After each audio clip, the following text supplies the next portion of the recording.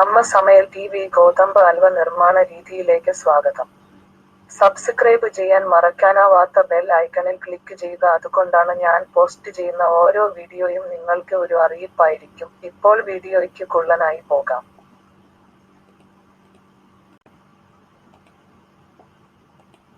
ആവശ്യമായ കാര്യങ്ങൾ: ഗോതമ്പ് മാവ് 2 ടീസ്പൂൺ, പഞ്ചസാര 2 ടീസ്പൂൺ, ഏലക്കാപ്പൊടി 1 ടീസ്പൂൺ, കശുവണ്ടി 5 ബദാം 7 ഉണങ്ങിയ മുന്തിരി 5 നെയ്യ് 1 കപ്പ് വെള്ളം 1 കപ്പ്.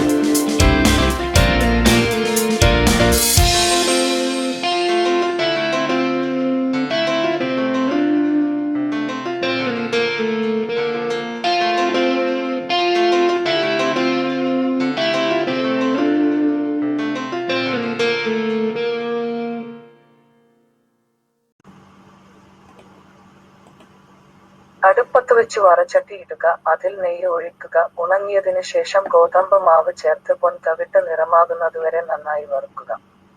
എന്നിട്ട് സാൻഡ്ലിമയമായി വെള്ളത്തിൽ ഇളക്കുക. ഇളക്കുമ്പോൾ മാവ് കട്ടിയാകുന്നില്ലെന്ന് ഉറപ്പാക്കേണ്ടത് പ്രധാനമാണ്. ഇളക്കുമ്പോൾ വെള്ളം മാവ് ആഗിരണം ചെയ്യുന്നതുവരെ 2 മുതൽ 3 വരെ മിനിറ്റ് തുടർച്ചയായി ഇളക്കുക. വെള്ളം ചെറുതായി ഉണങ്ങുമ്പോൾ പഞ്ചസാര ചേർത്ത് പഞ്ചസാര ഉരുകുന്നതുവരെ നിരന്തരം ഇളക്കുക. കുഴച്ചതു മുതൽ ഹൽവ പദത്തിലേക്ക് വരുമ്പോൾ അടുപ്പ് മുഴുവനായിരിക്കണം. അതിനുശേഷം ഏലം പൊടി, കശുവണ്ടി, ബദാം, ഉണക്കമുന്തിരി എന്നിവ ഉപയോഗിച്ച് അലങ്കരിക്കുക. കുറിപ്പ്: പാൽ വളരെയധികം ഇഷ്ടപ്പെടുന്നവർക്ക് വെള്ളത്തിന് പകരം പാൽ ചേർത്ത് ഇത് ഉണ്ടാക്കാം. പാൽ ചേർക്കുമ്പോൾ നന്നായി പുളിപ്പിച്ച പാൽ ഉപയോഗിക്കുക. അല്ലെങ്കിൽ പാലിന്റെ ഗന്ധം ഹൽവയുടെ രുചി മാറ്റും.